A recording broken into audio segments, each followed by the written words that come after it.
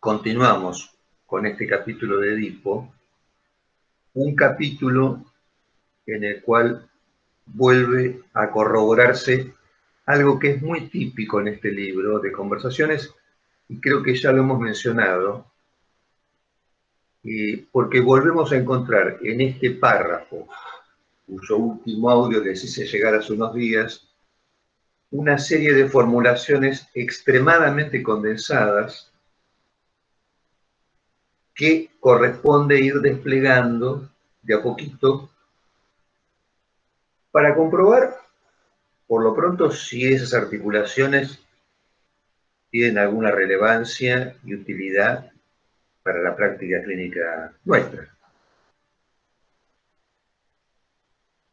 A mí me parece que esta transmisión, que está contenida en conversaciones,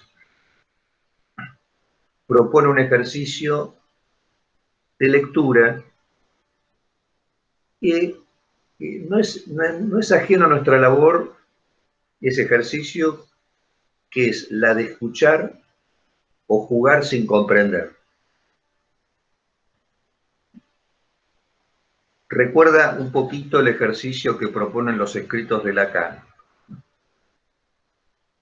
Y uno lee sin comprender por el estilo de escritura y después, en un tiempo que no es del todo correcto decir que es un tiempo posterior, algo se inscribe de lo que uno escuchó, jugó o leyó. De hecho, ustedes saben que muchas veces le preguntaban a Lacan por ese estilo tan críptico de los escritos, en alguna entrevista o reportaje, y él decía que en realidad su propósito no era una transmisión que situara un lector típico,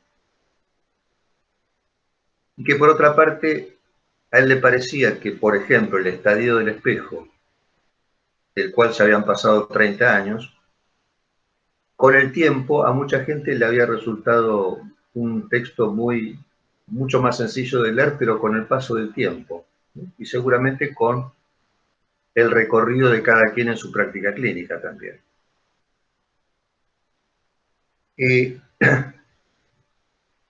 Decía entonces, en un tiempo que no es del todo correcto decir que es posterior, la inscripción de eso que escuchamos o jugamos sin comprender, y una inscripción esa en la cual podemos empezar a tener alguna noticia también respecto a los objetos que estaban comprometidos cuando estábamos escuchando jugando.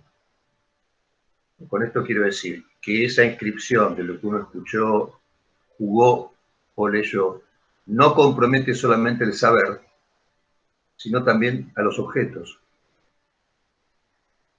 A los objetos que somos.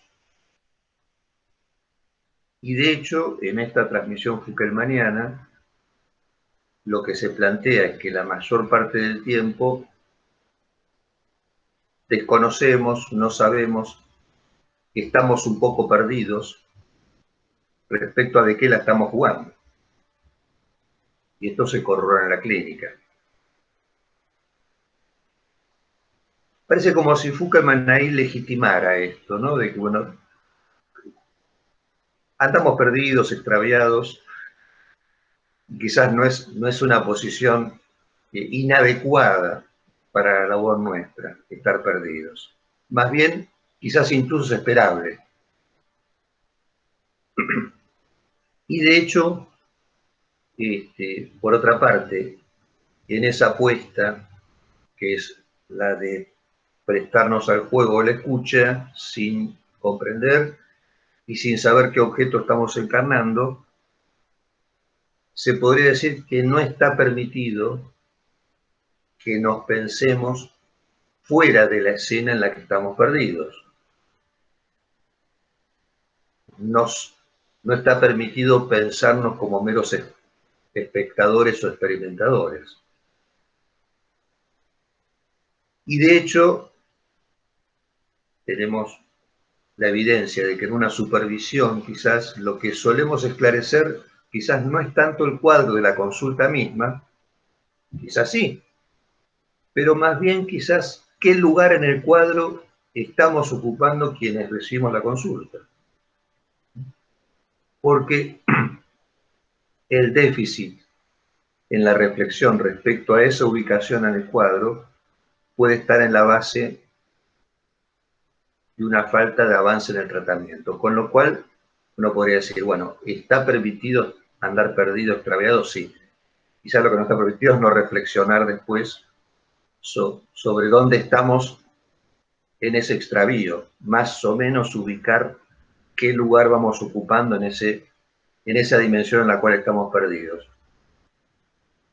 Y ustedes saben que Fuckerman en muchas oportunidades comentó también que, bueno, esa ubicación objetal que nosotros tenemos en el marco de una consulta está vinculada al modo en el cual nosotros, en nuestro propio análisis, hemos podido elaborar esos lugares en los cuales estuvimos fijados como objetos de la satisfacción parental. Cuestión inevitable. Quiero decir, de esa no, afortunadamente, es decir, no zafa nadie, digamos, ser objeto de la satisfacción parental.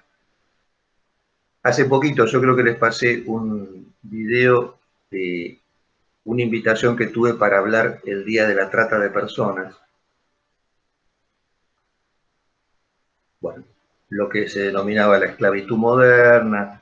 Bueno, y me pareció oportuno ahí justamente recordar cómo nuestra constitución como sujetos implica necesariamente atravesar ese lugar de vulnerabilidad absoluta, que podría corresponderse con la esclavitud o con la dependencia, con esta dimensión en la cual está en juego la vida o la muerte, el capricho del deseo de los demás. Y algo tan evidente, ¿no es cierto? Uno dice, bueno, uno llega al mundo. ¿Depende de nuestros deseos la supervivencia? No. ¿Depende de nuestros deseos la subsistencia? No. Y durante un tiempo bastante prolongado. No depende de nuestros deseos.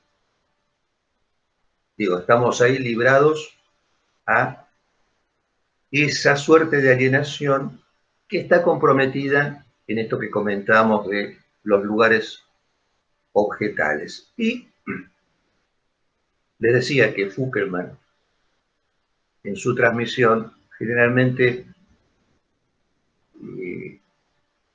ha planteado que la posibilidad de haber nosotros elaborado esos puntos de fijación nos permite luego ser utilizados como objetos en ese juego o en esa escucha, ser utilizados como objetos, y eso, en el caso de las consultas por la infancia, representa que quizás si nosotros nos prestamos como objetos, el niño o la niña pasan de ser un objeto utilizado para la satisfacción parental, ellos mismos, a representar un objeto que juega. Y en tanto objeto que juega, la posibilidad de que haya un encadenamiento simbólico y un deslizamiento, con el consiguiente alivio y satisfacción que se supone y que a nosotros nos consta en la clínica, y cuando empieza a ocurrir ese deslizamiento, ese encadenamiento, notamos en la fenomenología del juego alivio y satisfacción. Son dos órdenes propios del juego.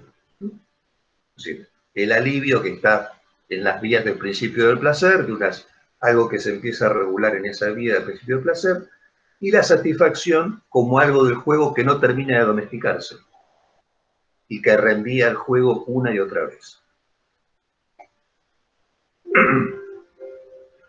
Me estuvieron hablando recientemente en una supervisión sobre un nenito de 7 años a quien una colega venía atendiendo desde los 3 años, hijo único al momento de la consulta, y que inicialmente había llegado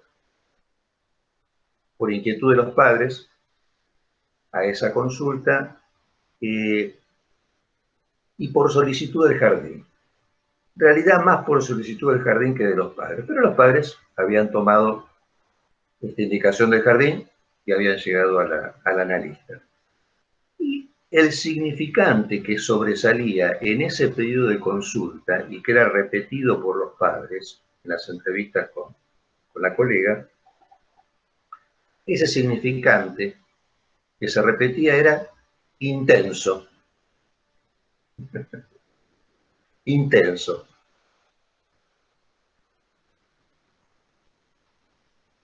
No respetaba las consignas, hacía la suya. Intenso. Les transmito solo algunas cuestiones que me parecieron interesantes de lo que escuché, porque vienen a cuento de este fragmento de conversaciones, creo entender. Padres separados, la mamá farmacéutica, una persona muy responsable con su labor, comprometida con su profesión, pero en materia afectiva un poquito desconectada y sin saber cómo manejarse con el nene. El papá músico, integrante de un grupo de rock de otra época que en su momento había tenido sus 15 minutos de fama, pero ya había pasado ese momento de fama.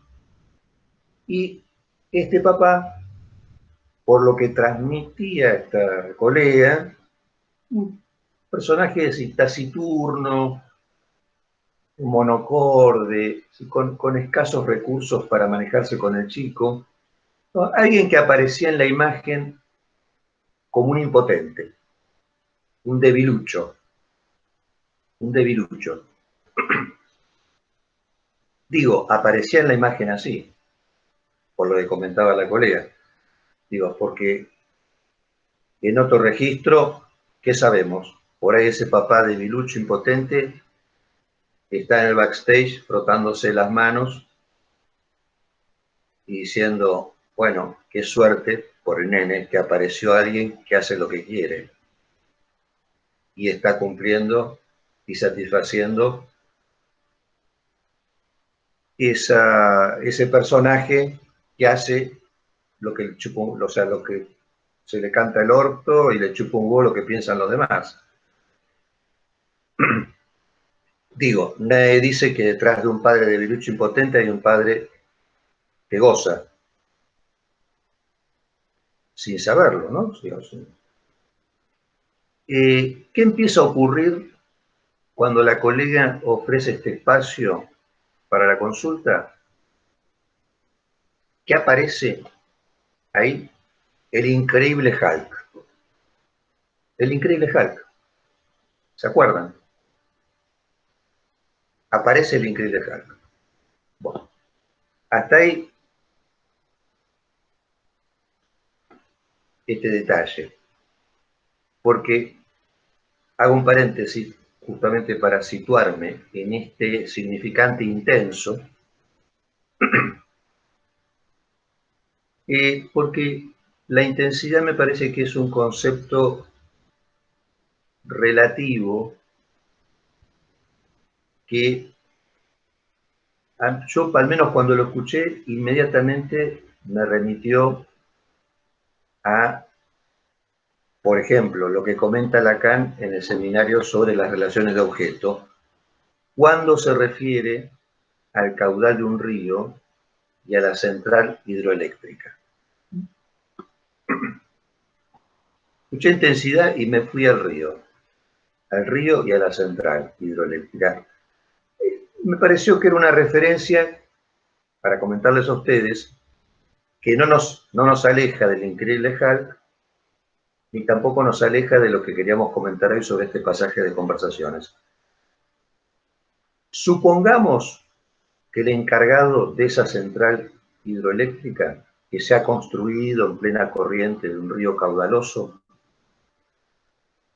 cuando le piden que hable sobre lo que sucede con ese dispositivo del cual le toca ocuparse, el tipo se pone a fantasear sobre la época en la cual el paisaje era virgen, antes de la central hidroeléctrica.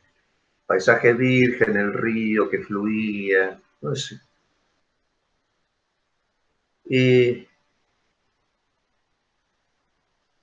A ver, ¿qué relevancia puede tener eso? Digo, que el tipo se remita a esa escena en la cual el río todavía estaba en estado virgen, la naturaleza allí. Eh, Digo, ¿qué relevancia tiene? Porque en un dispositivo en el que está en juego la energía, como es el caso este, lo que cuenta es la acumulación, algo del orden de la acumulación. Y en este caso la acumulación vinculada con la fuerza eléctrica que después puede distribuirse y ponerse a disposición de los usuarios. Lo que importa entonces es más bien la energía del agua que se acumula en la máquina. Agua que ante todo tiene la relación más estrecha con la máquina. Entonces, si el encargado se refiere a la energía como algo que estaba virtualmente en esa corriente del río primitivo, ¿qué aporta? ¿Y a quién le importa, por otro lado, eso? Propiamente a nadie le importa, porque la energía, insisto, en este caso solo empieza a interesar en cuanto se acumula, y solo se acumula en tanto se ha construido este dispositivo, no podría decir, en tanto este significante dique justamente supone que algo comienza a acumularse y eso implica que las máquinas entran en acción. Bueno, alguien podrá decir, bueno, pero lo que anima a esa propulsión es lo que viene de la corriente del río.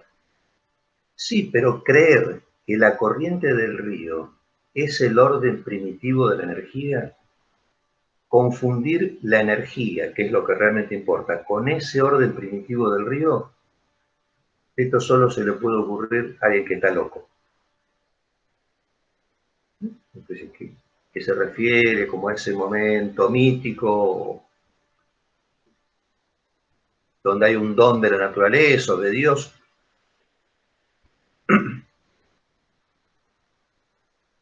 Por otra parte, supongamos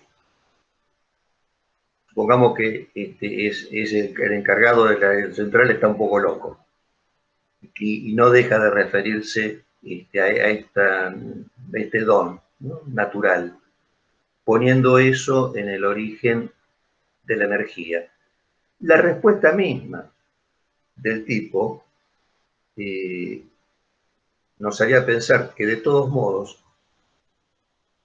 esa realidad última a la cual él se está refiriendo no está en otro lugar que en lo que está diciendo. En el mismo ejercicio de hablar está eso que él pudiera ubicar como una realidad última, una causa. Bueno, ¿qué tiene que ver esto con lo intenso del pequeño Hulk? Que en la conceptualización que nosotros manejamos, la intensidad no está en la causa de las dificultades. Más bien la intensidad visibilizada ya por el jardín, la entendemos como una respuesta, la intensidad como una respuesta, la respuesta a una demanda. Con esto quiero decir, si hay intensidad es porque hay un dique, mal o bien, probablemente más mal que bien, pero que ya está en funcionamiento. Y desde ese dique comienzan a inscribirse las intensidades, cuales fueran ellas. Digo esto porque nosotros estamos acostumbrados a escuchar, este chico tiene mucha energía, ¿no? necesita descargar, ¿no? Necesita un lugar donde descargar, como si la energía estuviera en la causa de las dificultades y como si fuera un dato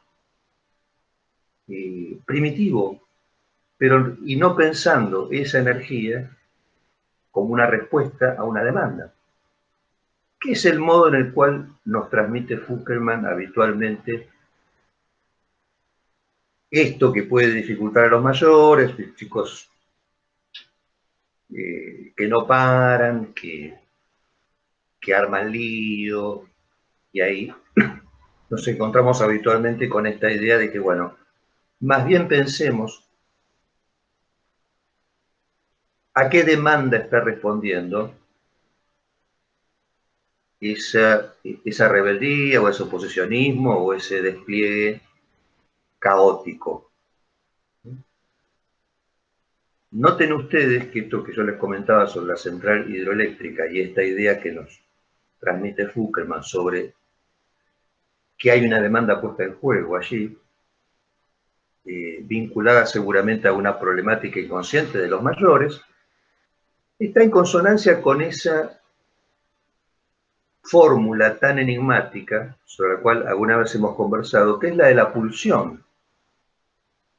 Pues vieron que hay una tendencia a pensar que la pulsión es como también un dato que viene de ese río en el paisaje primitivo, ¿no? Claro, es energía. Y en realidad la pulsión, por lo menos tal como está planteada en esa fórmula lacaniana, es sujeto losange D mayúscula, ¿sí? Y uno dice, ¿qué tiene que ver la D mayúscula en la fórmula de la pulsión? La D de demanda. Bueno, ahí tienen ustedes, me parece, algún esclarecimiento de por qué está la demanda ahí. Porque justamente no hay pulsión sin demanda. La demanda es efecto de una operatoria.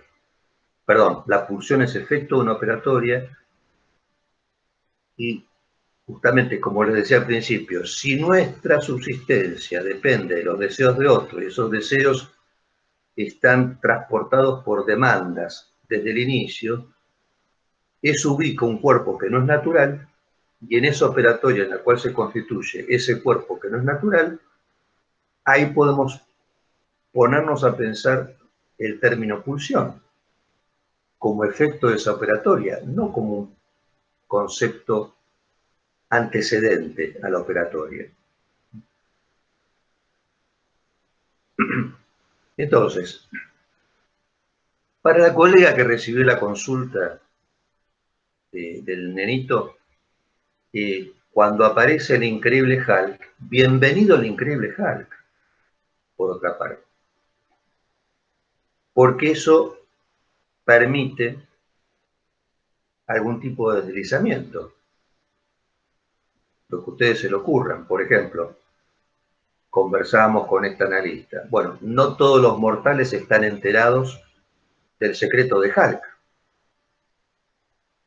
Es un secreto para íntimos, con lo cual ahí ya tenemos una posibilidad de diferenciar la esfera privada y la esfera pública en el increíble Hulk. Digo, no es solo destrucción y derroche de energía. Por otra parte, Hulk no es solo Hulk, es también el Dr. Banner, con lo cual hay otro personaje allí interesante que abre otro abanico de posibilidades que conectan al personaje Banner con la ciencia, de taquito, la ciencia un ámbito muy cercano a la madre,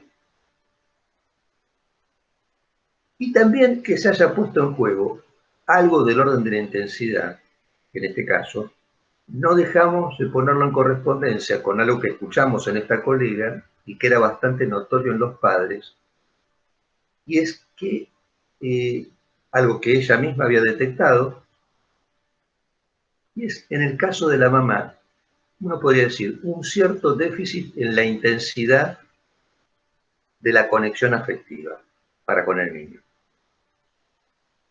Con esto quiero decir, no solo con la cuestión cariñosa, sino porque tampoco se volvía loca. Digo, que le saque canas verdes a la madre y que se vuelva loca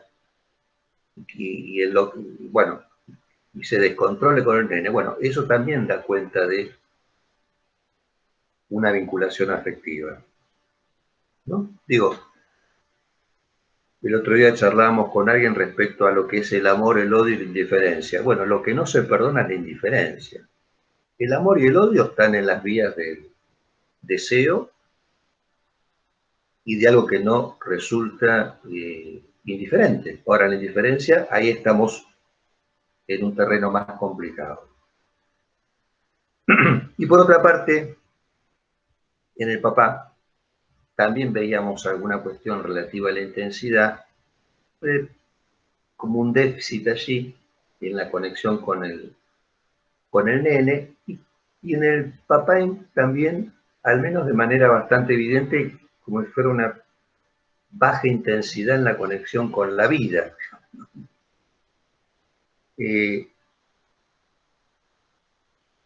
Un papá que le parecía que le costaba sostenerse incluso a él mismo. Y a propósito de papá, de los papás y del padre, y en este caso esa referencia de padre real, a la cual hace mención Uckerman en este fragmento, ahí tenemos algo bastante enigmático, porque vieron que es mucho más sencillo ubicar padre simbólico e imaginario. El padre simbólico uno puede decir, bueno, la cultura, la lengua. Padre imaginario es el que aparece en la escena, es con el cual tenemos que lidiar nosotros la mayor parte del tiempo. Pero padre real parece un concepto más difícil de agarrar. Ahí, ¿no? Quizás no basta decir, bueno, como la escena imaginaria está agujereada, el universo del discurso no está cerrado, bueno, ahí lo que agujerea es algo que atañe a lo real, está vinculado con lo real. Eso que no alcanza a subsumir ni la imagen, ni lo simbólico, y da una dimensión que nosotros llamamos real, y que Lacan en algún momento dice, bueno, no soy yo el primero en referirme a eso como real. Y es cierto, porque en realidad es algo que viene de Hegel, donde hace la diferencia entre Realität en alemán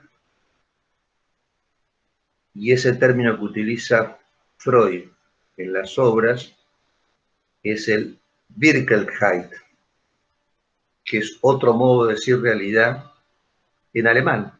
En alemán tiene estas dos maneras de referirse a la realidad, siendo Wirklichkeit como la realidad, podría decirse, en tanto nos importa, lo que nos atañe, esa es la realidad. Y entonces le decía, padre real, justamente también en el seminario de la relación de objeto, Lacan evoca, por un lado, esa dimensión real del padre, y por otra parte, ese padre cotidiano en lo que conocemos como realidad de todos los días. Y hay algo poco confuso en esa referencia, porque por un lado, al padre real lo ubica como verdadero agente de castración. Pero por otra parte, en realidad, a quien designa como un padre que podría ser eficiente en esa función es el que cumple la función imaginaria. En el caso, por ejemplo, de Juanito, esto está ilustrado en la ineficiencia de ese padre imaginario, en su función castradora, y cómo Juanito debe compensar esa ineficiencia del padre imaginario haciendo aparecer en la imagen esta fobia a los caballos, que vienen al lugar, o es decir, viene el caballo, la fobia, viene al lugar de la ineficiencia de ese padre imaginario, sobre el cual podremos conversar seguramente y ver qué pasaba en realidad con este padre, qué le pasaba a él con su mujer.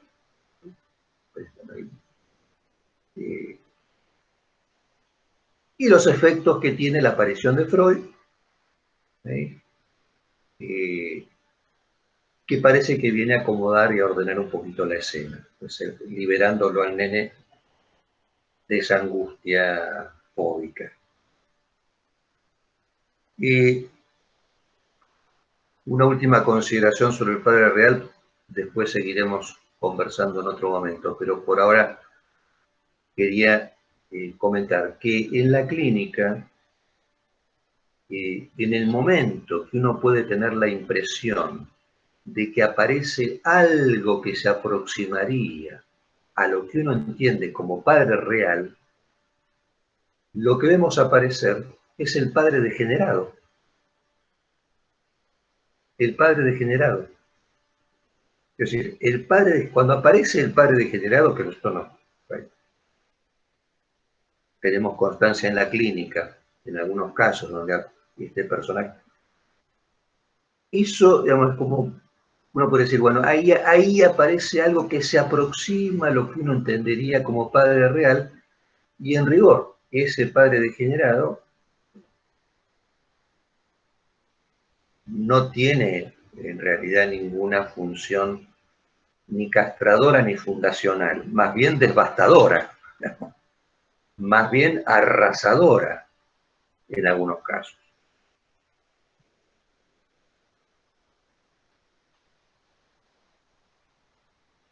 Digo, aparece este personaje con esas características y más bien parece un padre despaternalizado, se podría decir.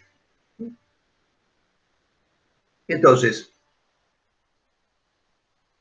uno podría decir que este lugar de agente de castración simbólico es más bien un lugar lógico, ¿no?